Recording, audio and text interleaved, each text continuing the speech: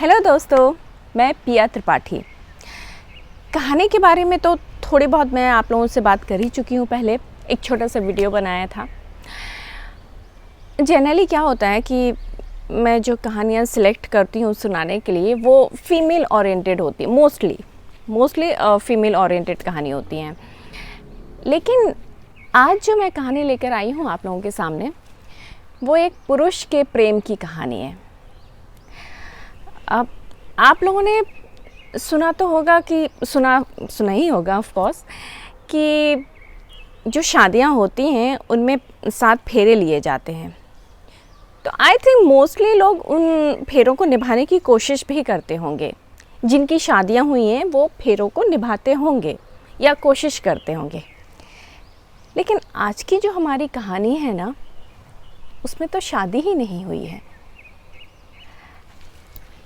आज की हमारी कहानी के जो मेन प्रोटैगनिस्ट हैं सुमेश नंदा, जो कि एक चित्रकार हैं, उन्होंने बिना शादी के ही फेरों को निभाने की कोशिश, क्या कहूँगी, मैंने तो कहानी पढ़ी है, इतनी बखूबी तरीके से उन्होंने उन फेरों को निभाया है, या फिर शायद ये वर्ड भी सही नहीं है ये बात कहने के लिए, क्योंकि मैंने जैसे आपको बताया कि मैंने कहानी पढ़ी है, तो मैं शायद अभी भी फीलिंग्स को अपनी शेयर नहीं कर पा रही हूँ कि कोई कैसे इस तरह की मोहब्बत कर सकता है कि बिना शादी के ही वो उन फेरों को निभाने की, या उन फेरों को निभाने के लिए पूरी ज़िंदगी ही दे दे, पूरी अपनी ज़िंदगी ऐसे ही निकाल दे। तो चलिए हम कहानी शुरू करते हैं। कहानी का नाम है एक लड़की एक जाम। कहानी की लेखिका है अमृता प्रीतम। सुमेश नंदा की ये कहानी असल में मैंने पिछले साल लिखी थी। दिल्ली में उनके चित्रों की प्रदर्शनी लगी थी। हफ्ते भर तक रोज़ किसी न किसी पत्र में उनकी कला की आलोचना होती रही। वैसे मुझे चित्रकला के संबंध में बहुत ज़्यादा जानकारी नहीं है, लेकिन उनके प्रदर्शनी के कई चित्रों की खामोश तारीफ करती मेरी आंखें उनके 2 चित्रों के सामने जमकर रह गई। पहले चित्र के नीचे लिखा हुआ था 2.5 पत्ती 1.5 पत्ती, और दूसरे चित्र के नीचे एक लड़की एक जाम। पहला चित्र चाय के बाग में चाय की पत्तियां चुन रही पहाड़ी लड़कियों का था, और इस चित्र का भाव चित्रकार ने ऐसे समझाया था कि चाय के पूरे पौधे की जो सबसे अंतिम कोपल होती है वो 1.5 पत्ती होती है, एक पूरी बड़ी पत्ती और एक उसके साथ जुड़ी हुई बच्चा पत्ती। इस 1.5 पत्ती की चमक ही अलग होती है, और इस 1.5 पत्ती के नीचे 2.5 पत्तियां उगती हैं जो बड़ी नर्म होती हैं, और फिर उससे नीचे मोटी पत्तियों की कई शाखें। 2.5 पत्ती 1.5 पत्ती तोड़कर अलग रख ली जाती हैं। इनसे जो चाय बनती है वो बड़ी महंगी बिकती है। बाकी जो हम लोग चाय खरीदते हैं वो नीचे की मोटी सस्ती पत्तियों की होती है।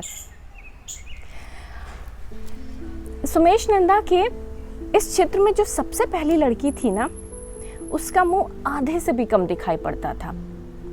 हमारे सामने तो ज़्यादा उसकी पीठ ही थी, लेकिन फिर भी चित्र में देखकर ये पता लगता था कि लड़की बहुत खूबसूरत होगी। लगता था जैसे सारी पहाड़ी लड़कियां चाय का एक पूरा पौधा हो, बिखरा फैला पौधा, और ये लड़की उस पौधे की सबसे अंतिम कोपल, छोटी हरी चमकदार। लेकिन मैंने अपनी बात अपने पास ही रखी, चित्रकार से कुछ नहीं कहा। दूसरा चित्र जिसके नीचे लिखा हुआ था एक लड़की एक जाम, एक पहाड़ी लड़की का अनोखा सौंदर्य। जैसे लोग कहते हैं ना कि चित्र मुंह से बोलता है, वाकई ऐसे मुंह से बोलने वाला चित्र मैंने इसके पहले कभी नहीं देखा था। और इसके संबंध में चित्रकार ने कुछ भी नहीं कहा था। मैंने ही कहा, ऐसा जाम पीने के लिए तो एक उम्र भी कम है। चित्रकार ने चौंक कर मेरी तरफ देखा।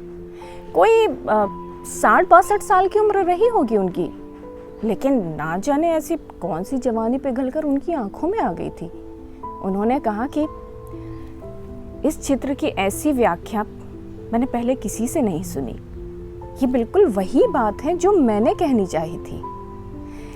यहाँ तक कि मेरे दोस्तों ने भी इसका ये अर्थ नहीं लगाया था। कईयों ने तो मेरे साथ मजाक भी किए, एक लड़की एक जाम, और जाम तो डेली नया होता है। उस चित्र में न जाने ऐसा कौन सा बुलावा था कि हफ्ते भर तक वो प्रदर्शनी लगी रही थी, और उस एक हफ्ते में मैं 3 बार वो प्रदर्शनी देखने गई थी। असल में सारे चित्र नहीं, सिर्फ एक वही चित्र, एक लड़की एक जाम। चित्रकार की उस कृति के संबंध में मैंने एक सिंपल सी बात कही थी, और उस सिंपल सी बात ने चित्रकार का सारा मन खोलकर उसके होठों पे ला दिया। वो बताने लगे, मैं कुछ दिन के लिए कांगड़े के एक गांव में रहा था। आलमपुर के बाग वहाँ से बहुत दूर नहीं थे। 2.5 पत्ती 1.5 पत्ती मैंने वहीं बनाया था। इस चित्र में जो पहली लड़की है ना, उसे ध्यान से देखना। ये वही लड़की है जिसे मैंने दूसरे चित्र में लिखा है, एक लड़की एक जाम।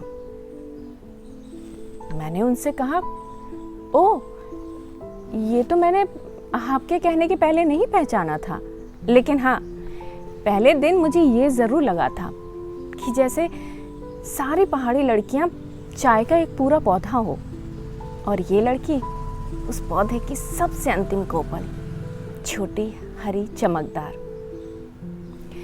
चित्रकार ने फिर से चौंक कर मेरी तरफ देखा, और मुझे ऐसा लगा जैसे उनकी आंखों में फिर से वही चमक आई।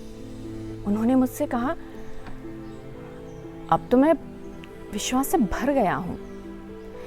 जिस तरह से तुमने मेरी दोनों कहानी के अर्थ दिए हैं, तुम्हारा हक बनता है मेरी कहानी सुनने का।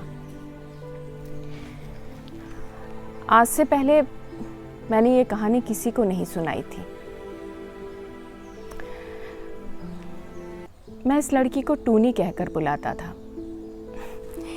इसका नाम पूछने की भी जहमत नहीं की थी मैंने।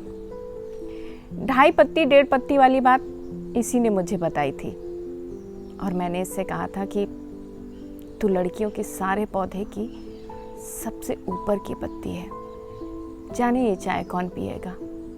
बरसात के दिन थे। एक नाला ऐसे बहा कि 7 गांवों को जोड़ने वाली सड़क उसमें डूब गई।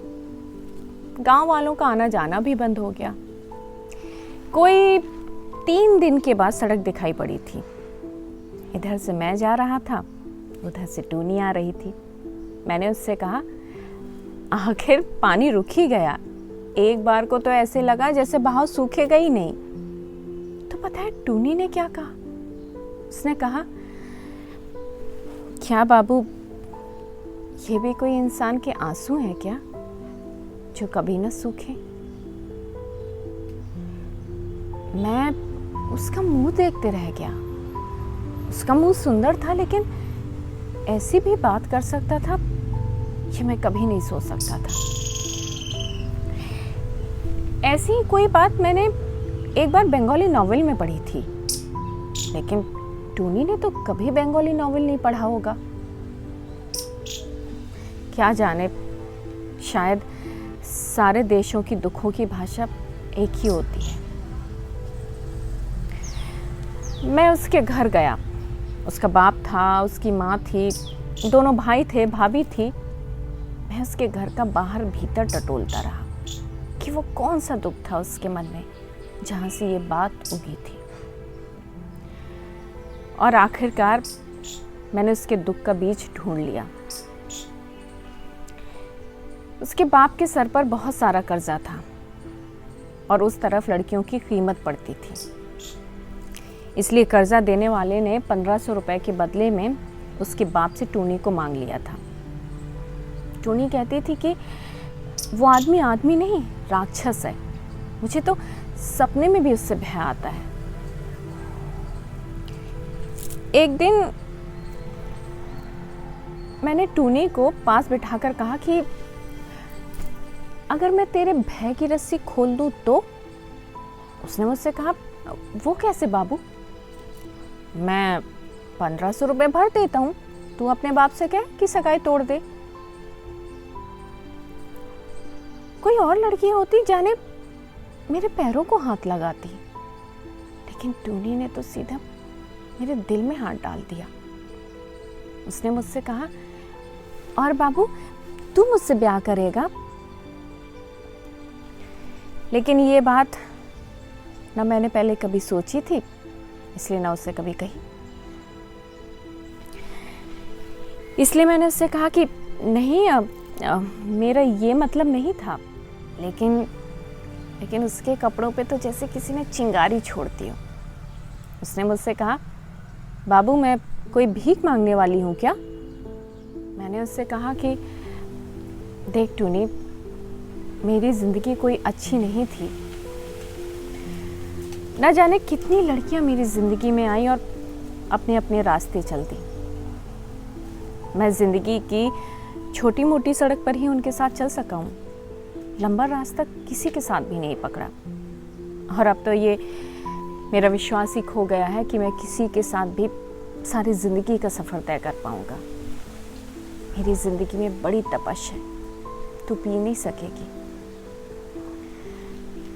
तो टूनी ने कहा कि फूक फूक कर पी लूंगी बाबू। मैंने जैसे ही ये बात सुनी, मुझे लगा जैसे यही टूनी है, यही वो टूनी है जिसके साथ मैं पूरी जिंदगी का सफर तय कर सकता हूँ। मैंने अपने फैसले का सिक्का एक बार फिर से ठनका कर देखा। मैंने उससे कहा, तू जानती नहीं है मेरी जिंदगी में कितनी लड़कियां आ चुकी हैं और हर एक लड़की को मैंने जाम की तरह पिया है, और एक जाम के बाद दूसरा जाम भर लिया। तो मेरी ये बात सुनकर वो हंसने लगी और उसने कहा, क्यों बाबू, तेरे दिल की प्यास नहीं बुझती क्या? अभी मैं उससे कुछ कह ही नहीं पाया था कि उसने फिर से कहा, अच्छा बाबू एक वादा कर ले, जब तक मेरे दिल का प्याला खत्म न हो जाए तो किसी दूसरे प्याले को मुंह न लगाएगा। मुझे लगा कि मैंने आज तक जितने भी जाम पिए थे उनमें से दिल का जाम कोई भी नहीं था। अगर दिल का जाम होता तो उस प्याले की शराब कभी खत्म ही ना होती। मैंने अपने फैसले का सिक्का ठनका कर देख लिया था और टोनी का फैसला तो था ही खरा। उसके बाप ने हम दोनों का फैसला मान लिया था और फिर मैं पैसों का प्रबंध करने के लिए शहर चला आया। ना जाने क्या हुआ कि चित्रकार ने कहानी को यहाँ तक पहुँचाकर खामोशी पकड़ ली थी। जब सुमेश नंदा ने यह कहानी शुरू की थी तो उस समय 8 बजने वाले थे और 8 बजे प्रदर्शनी खत्म हो जाती है, इसलिए चित्रों को देखने वाले लोग भी जा चुके थे। हॉल में कोई भी नहीं था, इसलिए कहानी किसी भी तरह से भंग नहीं हुई थी। लेकिन चित्रकार जैसे कोई समाधि में डूब गया था। मैं चित्रकार को देखती रही कि शायद ये कहानी कोई कदम आगे बढ़ाए, लेकिन मैंने देखा कि चित्रकार की आंखों से आंसू बह रहे थे। उसने आगे बताया कि जब मैं गांव वापस गया तो किस्मत ने मेरा जाम मेरे हाथों से छीन लिया था। मैंने उनसे घबराकर पूछा कि टूनी के बाप ने जबरदस्ती उसका ब्याह कर दिया था? नहीं, उससे भी भयंकर बात, कर्जा देने वाले बूढ़े साहूकार को उसका सौदा टूटने की खबर मिल गई थी और उसने धोखे से टूनी को जहर पिला दिया था। उसकी चिता में थोड़ी सी आग बाकी थी। मैंने उसी आग को साक्षी बनाया और उसके चारों तरफ घूमकर जैसे फेरे ले लिए। जब चित्रकार ने वे फेरे लिए होंगे तो शायद कोई 30-35 साल की उम्र रही होगी उनकी। अगले 30 सालों तक उन फेरों की लाज कैसे रखी होगी, ये उसके 60वें-62वें साल से पता चलता था। मुझे ऐसा लगा जैसे सारी 20वीं सदी आज उन्हें प्रणाम कर रही है। उन्होंने आगे कहा कि टूनी ने एक बार मुझसे कहा था कि बाबू एक वादा कर ले, जब तक मेरे दिल का प्याला खत्म ना हो जाए तो किसी दूसरे प्याले को मुंह ना लगाएगा। वो देखो, वहां खड़ी टूनी गवाह है, मैंने किसी दूसरे प्याले को मुंह नहीं लगाया। आज पूरा 1 साल हो चुका है जब मैंने सुमेश नंदा के मुंह से ये कहानी अपने कानों से सुनी थी और फिर 1 हफ्ते बाद इसे अपने हाथों से लिखी थी। लेकिन तब उन्होंने मुझे इसे प्रिंट कराने की परमिशन नहीं दी थी। यहाँ तक कि मैंने उनका एक कल्पित नाम भी लिखा था कहानी में। लेकिन तब उन्होंने मुझसे कहा था कि जब तक मेरी उम्र का अंतिम दिन नहीं आता, मेरा इस कहानी पे कोई दावा नहीं बनता। मुझे इस जाम को पीते हुए अपनी उम्र का अंतिम दिन भी ख़त्म कर लेने दो, तब इस कहानी को छपाना, आज नहीं। और अब आप लोगों ने पिछले हफ्ते पढ़ा होगा कि फेमस चित्रकार सुमेश नंदा की मृत्यु हो गई। उनकी चित्रकला के संबंध में पत्रों के कई कॉलम भरे हुए थे। 1-2 पत्रों में तो ये भी लिखा हुआ था कि जिस कमरे में चित्रकार ने अंतिम सांसें ली, उसमें उनकी बनाई हुई सिर्फ एक तस्वीर रखी हुई थी, एक लड़की, एक जाम। उम्र छोटी थी, जाम बड़ा था। आज चित्रकार का ये दावा सत्य हो गया। मैंने आज इस कहानी में कुछ भी नहीं बदला है, सिर्फ उनका असली नाम लिख दिया है, उनके कहने के अनुसार।